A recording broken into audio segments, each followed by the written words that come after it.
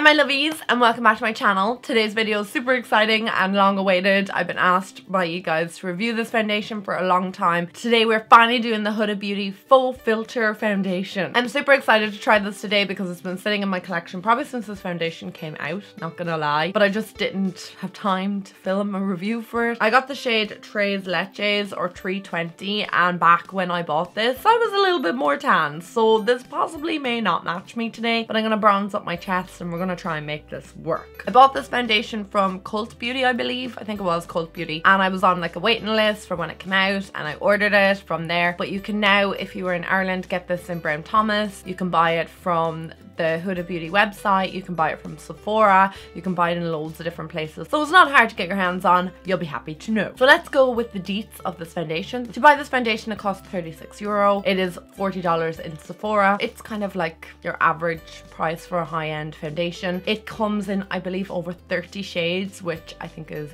extremely good. Not as many as the Fenty Beauty, but I mean, we know how I feel about that foundation, so let's hope that I like this foundation. You guys know I have oily skin. I like my foundations to last long, obviously not emphasize pores, make sure that my oils don't come through too early, all that jazz. So the claims on this foundation are it's suitable for normal, dry, combination and oily skin, and the finish is satin, matte and radiant. How can a foundation be like both for normal, dry, combination, oily skin and also be a satin, matte and radiant finish? It says that it's a full coverage cream foundation with visible conceals blemishes and imperfections for a filter-like finish, packed with a high percentage of ultra-refined pigments, and it's supposed to help diminish the appearance of blemishes, scars, hyperpigmentation, redness to create a flawless airbrush finish. Its fade-proof formula blends seamlessly with skin, leaving it matte with a hint of sheen for a luminous appearance. I'm finding it hard to kind of understand what this foundation is for because it said it's hydrating,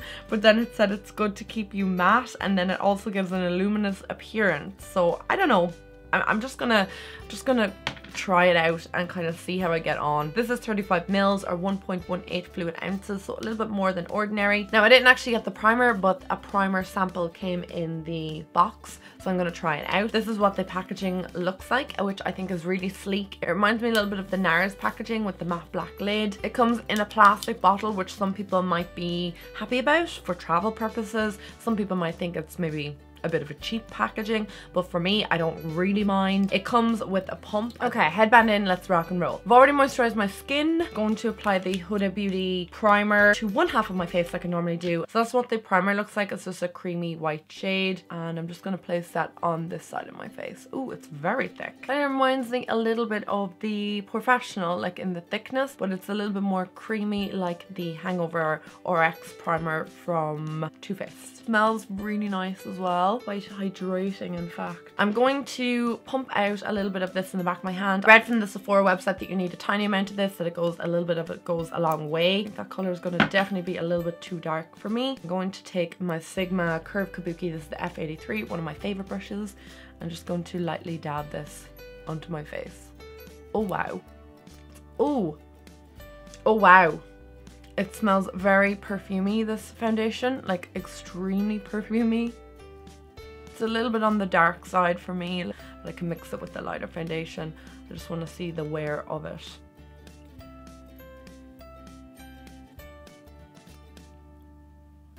Wow, that is super full coverage. It's a tad bit too yellow for me. Color definitely not suiting me, but I'll make it work with concealer and stuff later, so we'll sort that out. But you can kind of see how full coverage this is. I don't even see a freckle on my face. Like, I'm very surprised. I'm gonna go in with my beauty sponge on this side. I'm just gonna see what the finish of it is like in comparison.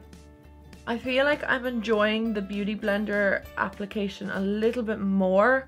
I just feel like it's applying the foundation not as thickly onto my skin as the brush. Now I have a big spot right there. I don't know if you can see that, so let's see, will that cover it? Ah. It did. I'm not noticing any oxidation in comparison, like from this side to this side. I feel like they both look the same. It hasn't oxidized. This side's definitely had a little bit more time to dry down. Foundation feels a little bit more matte to me. Like, I have oily skin. I feel like if you had dry skin, this may feel a little bit like not as fluid on the skin as you might want. So the foundation's applied there. I'm going to try and do something with my chest to blend it all in because it's just looking a bit ridiculous, but it is extremely full coverage. I'm getting Marc Jacobs Remarkable Fields from this. Sticky to the touch, but it's not like very moist on my skin. It's definitely more suitable at this point right now for more oily skin. Right now it's 11:47, so that's going to be our like check-in time. I'd say I started this around 11:30. Foundation looks fine on my skin. Like, I'm not like looking at it going, I don't like this, I don't like that. It looks fine, but again, it's just been applied. I'm not noticing any seepage on my skin. Not like the Fenty Beauty one. Like, remember where that was just like stuck in my pores and just looking awful. It looks pretty good, so I'm gonna go off about my day.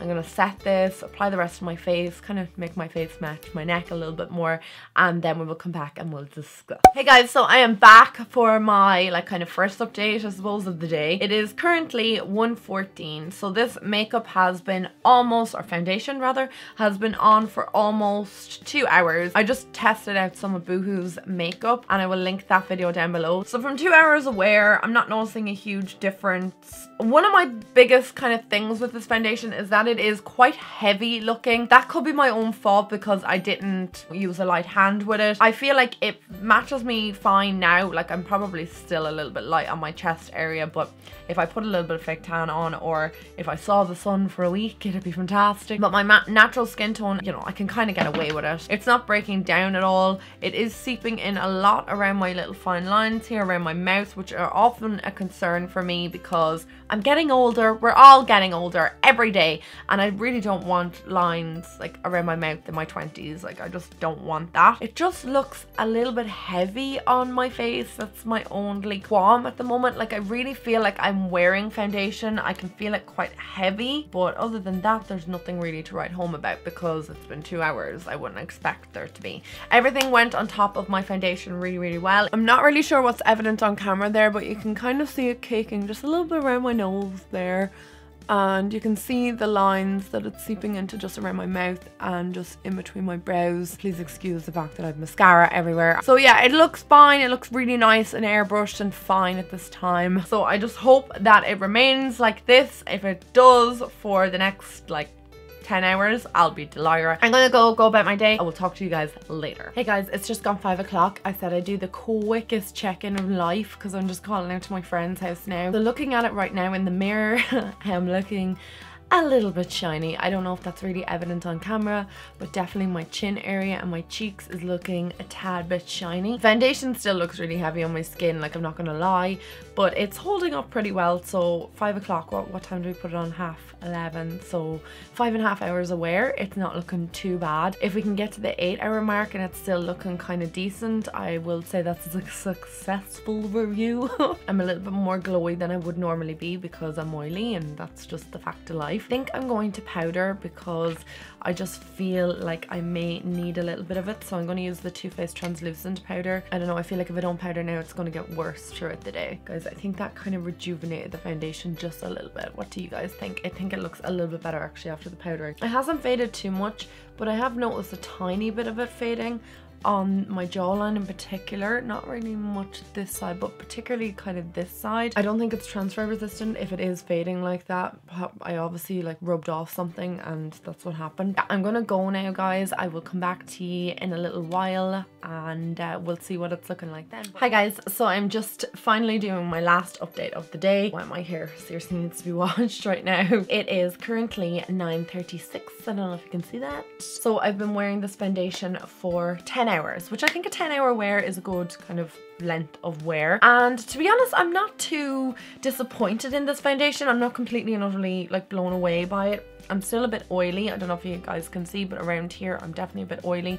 I have no foundation on my chin anymore currently, and a little bit of wear on my nose, a little bit of breakdown along my jawline, Not so much on this side actually. This is not the worst foundation by any means, especially after 10 hours of wear, but I just feel like it looks a little bit moist on my face. I think this foundation definitely be more suitable to combination skin because I have oily skin and it's definitely not holding back my oils, and I had to blot within the like 5-hour mark. Around 8 hours I was starting to definitely look a bit greasy, and now we're at the 10-hour mark. I'm looking quite oily, but it's mostly just around my nose and my chin and in between my brows. Like down here seems to remain kind of generally matte enough, and my cheeks aren't too bad. However, I am noticing that it has seeped into my pores a little bit on my cheeks, which I'll zoom in and show you guys in a minute. It's definitely worn down over my nose where I was wearing my glasses. Color hasn't changed in any way, shape or form at all today, so I'm kind of happy about that. I don't know if you can see what I'm seeing, kind of the oiliness just around here, complete breakdown on the chin, a little bit of kind of seepage around this area in between the brows, and then it's just kind of worn off over the nose. Doesn't look too oily around this area, but it does look a little bit cakey, I will say that. It's not looking fresh, and then you can kind of see the breakdown that I was talking about there on my jawline, not so much on this side. So I'm pretty happy with the foundation. It's not, like I said, the most remarkable foundation I've ever worn. If I put a little bit of powder on right now, which I'll just do, it'll bring it back to life, I know it will, but I think blotting that much throughout the day might be a little bit of an annoyance. I think there's definitely pros and cons to this foundation. I'm going to try it again on a different day and I'll kind of summarize how I feel about it in the description bar, but I think I'd give it maybe like a 6-7 out of 10. It looks quite nice on my skin. I'm pretty critical with my foundations, especially because I have oily skin. Keeping my oils at bay is kind of like a primary thing that I look for in a foundation, and longevity would be the second thing. I feel like this foundation would be really nice if you're wearing it on a night out because it's quite full coverage. I don't think there's any SPF in it, so no SPF in it, so it might be a good foundation maybe if you're going to a wedding. However, I would recommend bringing a blotting powder just in your bag, or blotting sheets or something like that. But it is quite a nice foundation. If you have normal combination skin, I think you might like it. I'll try it a few more times before I can kind of make an all-round decision on how I feel, but you guys can see what it looks like. Definitely like it a lot more than the Fenty. Thank you so much for watching this review. I hope you guys enjoyed it, and I will catch you in my next video. I love you guys. Mwah. Bye bye.